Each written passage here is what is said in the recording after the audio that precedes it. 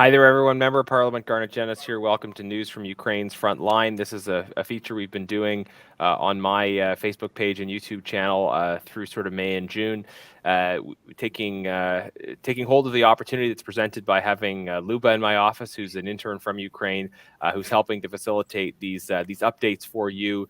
So that people in Canada can just have a better, clearer sense of what is happening on the ground. All of us are picking things up from the news, but it's really great that we can hear from people that are on the ground representing organizations that are playing a key role in Ukraine's fight against this invasion. So just a reminder, we're going to be doing a few more weeks of these updates.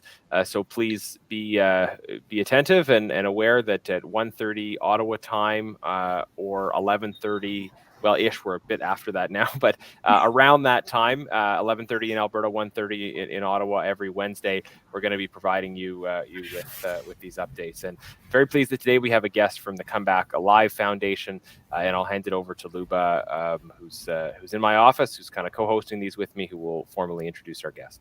Yeah, thank you, Garnet. So today our topic, we're going to talk about the role of military aid in Ukraine's efforts to stop the Russian invasion. And our guest speaker is Maria Kucherenko, who is an analyst at Comeback Alive Foundation, which is the biggest charitable organization that helps the Ukrainian army with technical assistance and also analytical support. So this organization is one of the biggest, and they're actually doing a great job. And I think Maria will talk more about what's the role of Comeback Alive Foundation and what you've been doing since the full-scale invasion, and also since the establishment of the foundation since 2014. Yeah, good evening. Thank you. Thank you for invitation. Thank you for this opportunity to tell your audience about our activities. As it was mentioned, my name is Maria Kucherenko. I am an analyst of Comeback Alive Foundation, and I will try to tell you about our organization now. So, Comeback Alive is a foundation of competent assistance to the Army. We help our defenders by delivering them thermal imagers, other necessary optics, quadrocopters, walkie-talkies, tablet PCs, laptops, and so on and so on. We got some departments in our organizational structure, and one of the main departments here is our military department. It's a department in a constant contact with the unit commanders that allow us to know actually the real needs of the military who are fighting for our country. We're also proud of our instructor direction is a part of military department too, for which our military department actually responsible. We have instructors in mine safety, the armor system, sniping, UAV control. We also have an analytical department, which is actually represented here by me. It forms developments in the field of security and defense. In particular, my colleagues were directly involved in the development of the law on territorial defense. We also have a veteran department, works with veteran support, rehabilitation through sports programs. They help our national team to participate, for example, in Invictus Games and Warrior Games. In Ukraine, they actually are co-organizers of this competition. We also have a creative department which is working on creative projects, partnerships of the foundation with warriors, brands, and so on and so on. The main goal is to convey information about the foundation and the need of our army and the need to help to our defenders actually to the audience in different states via some interesting creative tools. Our communication department works to inform the world about the work of foundation and tells the story of our defenders from different part of our army and so on. Our lives were actually changed from 24th of February, but we did our best not to waste time and to remain effective in helping our military. Just a A few facts about us. From 2014 to 23rd of February, the fund raised more than 281 million hryvnias for the army. But in 60 days since the beginning of the full-scale invasion, the indifferent people have transferred more than 3 billion hryvnias to the army via our foundation. At the beginning of the full-scale invasion, the Foundation identified 7 priority areas of the technical assistance to the Army. It was thermal imagers and night optics, technical means for intelligence and information processing, transport, sniper equipment, personal armor, communication, command posts. Due to requests from military and the general situation, Foundation began to purchase bulletproof vests. In the previous years, the organization has purchased more than 100 bulletproof vests, but in 3 months of the full-scale invasion, it was more than 21,000 bulletproof vests and a set of armor plates with the plate holders. We are constantly updating this information about what we actually passed to our military, and you can follow our social networks, for example, LinkedIn, Facebook, Twitter, to be informed about this. Yeah, thank you. Yeah, so yes, it's amazing that 3 billion hryvnias, which is actually for a Canadian audience, it's more than 120 million Canadian dollars were raised only through this very short time, and the organization was able to provide assistance to the military. It's amazing. Garnet? Yeah, so I think we definitely want to hear more about some of your practical work, but could you maybe just share a little bit about the military situation as it is right now? A lot of Canadians are, of course, trying to follow it, but many may not have that much familiarity with the geography. So sometimes I know it's challenging when you hear about different cities being attacked. It can be a little bit hard to follow. So so strategically, I mean, where are the different players? Where are the points of threat, and kind of where is the momentum right now in different places? Okay, I'll try to do my best to inform you, but you should remember that I'm not actually a military person. I'm not an officer, so I'll try to make some statements according to information from my colleagues, which are well acquainted to this situation, and I'll try to explain some things about the situation on the occupied territories. So. Today, we can see that Russian main goal at this stage of war is a complete occupation of Donetsk and Lugansk oblasts, which is in the east of Ukraine. The maintenance of the land corridor between the Republic of Crimea and Russia, and it means the occupation of the southern east of Ukraine and eastern part of Ukraine, and the complete blockade of the maritime communication in the northwestern part of the Black Sea. Russian troops have lost the ability to attack in the main directions simultaneously, and they still did not achieve the main goal of the very beginning of their attack on Ukraine, I mean the full-scale invasion. They did not surround our troops in the zone of joint force operation, I mean the eastern part of Ukraine, the Donetsk and Lugansk oblasts. In most areas, with the exception of Lugansk region now, there is actually a positional war.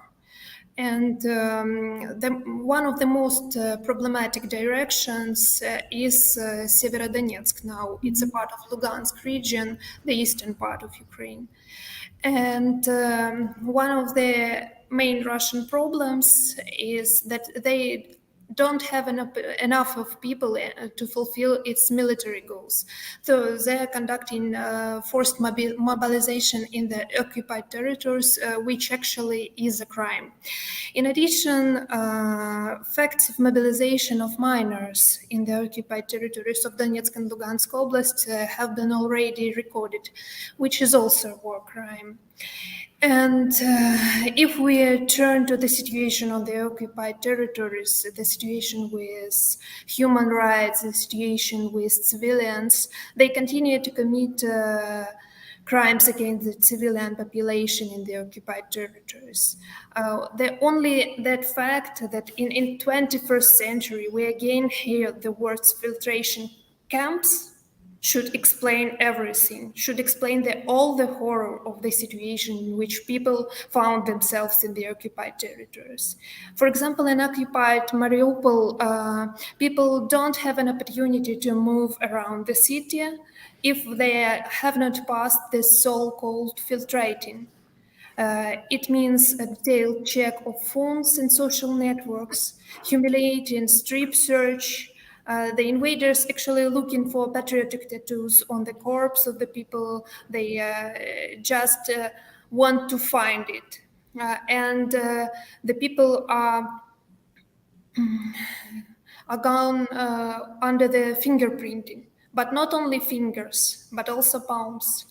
In Mariupol, the occupying authorities sent children to school instead of summer holidays in order to Nazify, that is, Russify.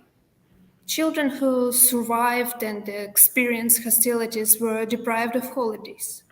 They are told that it is right to be Russian, not Ukrainian, and that they are punished for being an Ukrainian. People are being taken out of the occupied territories of Donetsk and Lugansk regions. Taken to the territory of Russia. And now more than 1.5 million of people have already been deported, including children. In fact, now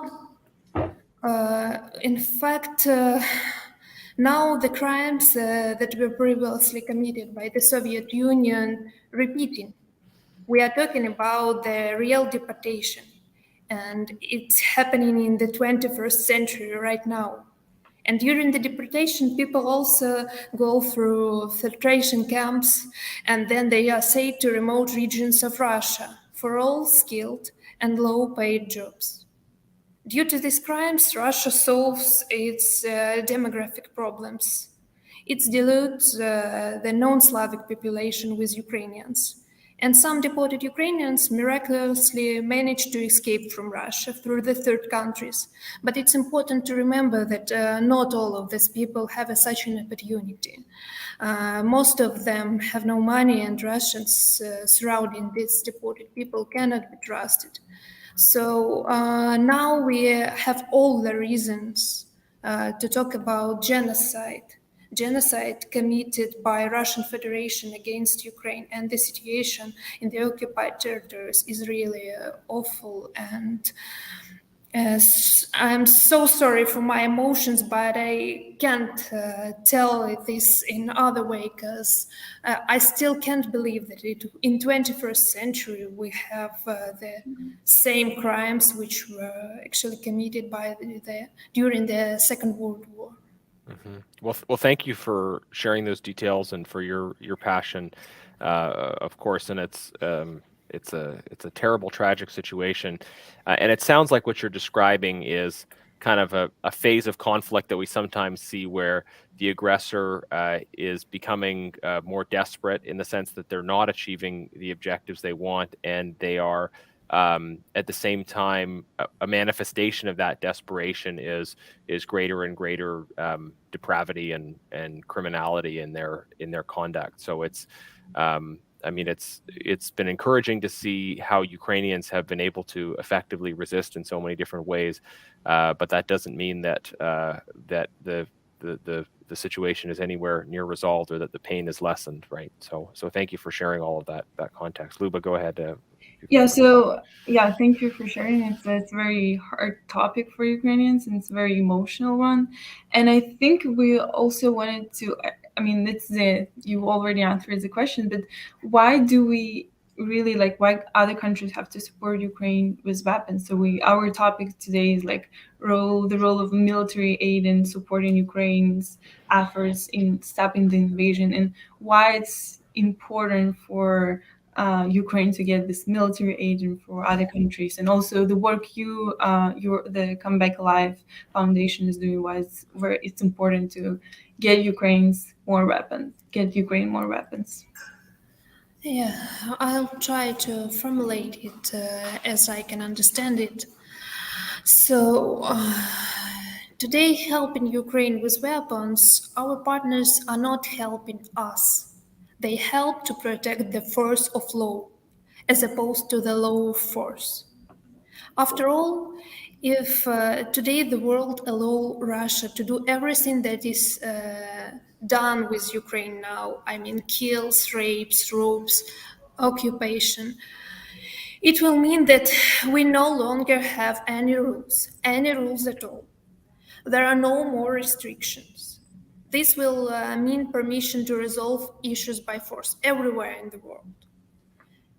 Actually, an attempt to appease an aggressor pressure on topic of the Minsk agreements as the framework of the settlement in the previous years. I'll just remind our audience that according to the Minsk agreements, Ukraine was obliged to reintegrate the territories of Lugansk and Donetsk oblasts occupied by Russia on Russian terms.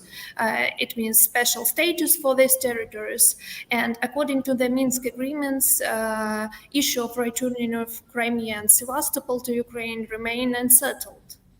And we were called to implement this. And it called Russia to think that a full-scale invasion of the territory of Ukraine will be followed by nothing but a military victory of them, and the tacit consent of the world to this. Russia was counting on a blitzkrieg and thought that it would crush Ukraine with its military superiority. And this did not happen, in fact, because of help of our Western partners with weapons. Helping Ukraine with weapons today is a settled issue of humanitarian and financial assistance tomorrow. What actually I mean? If we get enough of weapons we need today, then tomorrow our army will be able to protect more cities and villages in which normal life can be maintained. Adults can go to work, pay taxes, support themselves and their children. Children can continue their education, go to school, and etc. And it means that these people will not require support, and the country will become stronger. I mean, in economical way, first of all. More weapons now means fewer people killed, raped, maimed. More weapons for Ukraine now means fewer refugees. This means that the subsidiation needed by Ukraine will be less. And I would like to underline, as far as we have such a conversation, we want to take our destiny into our hands, into our own hands. And we want to take care of yourself, of ourselves. We all want to live at our home, not far from our country. And helping us with weapons, the world actually helps us in this. And I just need to remind that today, first of all, we need the multiple launch rocket systems up to 300 kilometers, infantry fighting vehicles, armored personnel carriers, armored vehicles, self-propelled artillery, means of our defense, and UAVs. Yeah, thank you. In terms of this equipment, is it available for purchase for Ukraine if people make financial contributions, or do you need the in-kind contributions from countries, or is it a mix of both? How does that difference play out?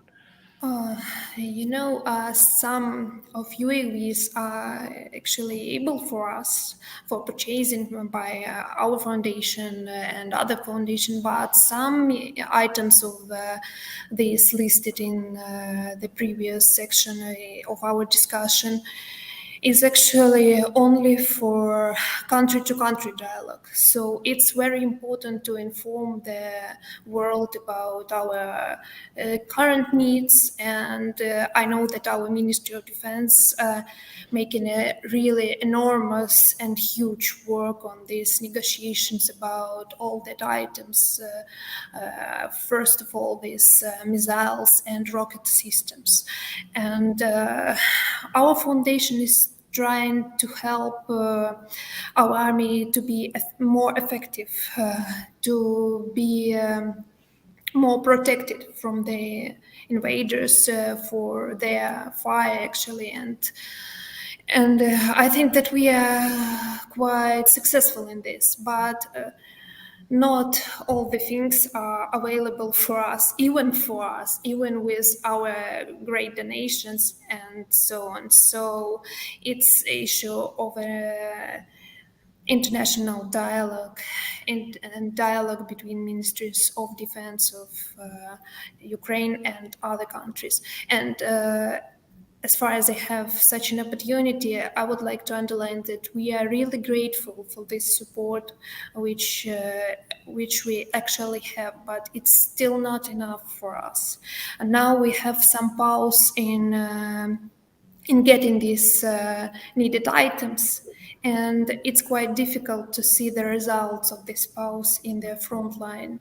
And we just need to remind the world that every day of pause, of some prolonged negotiation and so on, are lives of our defenders, and we can't take it as a fact. We just taking it very emotional because it's someone's son, it's someone's daughters, it's someone's brothers, and so on. It's like very emotional and harsh things for us.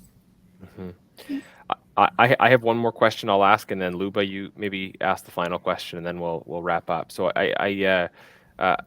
Maria, I wonder if you could speak to just the question of foreign enlistment and how that plays out. I know there are some people who have been talking about wanting to join the fight. Some of them may not even speak Ukrainian or have cultural ties to Ukraine. Some of them may have military experience. Some of them may not. Um, and this is an issue I've spoken about in the House of Commons in terms of clarifying some of our own legislative frameworks around foreign enlistment. If you can maybe just speak to the impact of that. Do you have a sense of how much of a factor that is? How many people have come to join the fight, and are there any other vocations or that where people are coming to volunteer for sort of supporting roles, medical roles, other kinds of things? How the foreign volunteers in general? What's the impact of that? Yeah, I will try to base my answer on the official information. So I just need to underline that the International Legion of Territorial Defense of Ukraine is now functioning, and it's very active. But the selections carried out by our embassies and consulates all over the world is really serious. We take people with real combat experience or military service skills, special competencies. And it's really important thing because there is a need only for specialists whose experience will be helpful in this war. One motivation and desire to defend Ukraine is still not enough. Speaking Ukrainian is also not enough. First of all, we need specialists, and I think that it's really right attitude. First of all, to the people and people lives. And as far as I know, according to Ukrainian authorities, there are already more than 20,000 of these people in Ukraine, and some of them are actually performing some tasks on the front line, and some of them are consulting us with communications, basing on the experience of their native countries. And it is also professional help which Ukrainian army need today, which our country need today. So it's only about volunteering of specialists, not volunteering of everyone who want to do it. Because first of all, we need to remember that it's a war. We have a lot of dangers here. So people just need to evaluate themselves correctly and understand that it may be much more serious that they even can imagine. Yeah. Thank you. Yes. That's true. And actually, for Ukrainian forces, also a lot of people want to volunteer without the experience, and they are not taken to armed forces because they don't have experience, and because the lives of people are more important. And for this war, we need experienced people. And I think our time is coming up, so we are done with our questions. And I just want to thank Maria for sharing with us this information. And I think that just updating on Ukraine and the what your organization is doing is wonderful. And I also encourage we will leave information about the organization, and who wants can donate. And also want to thank Garnet for this opportunity to share the voices of Ukrainians to Canadians, and to talk about um, what's going on in Ukraine right now. Yeah, thank you once more. And I also want to express my gratitude for this conversation and for this opportunity. And I also would like to address my gratitude to the people of Canada who are real supporters of Ukraine, who are our real friends. And we are just remembering every time that we are not alone in this world with such friends as Canada. It's like it's like even easier to tackle with all these issues, to tackle with all these questions and these challenges taken by war. And thank you once more for this opportunity to share information about Comeback Life. All right. Thank you so much. Thank you, Maria. Thank you, Lupa, as always. And a reminder to folks that we'll be doing we'll be doing more of these on subsequent Wednesdays at around this time.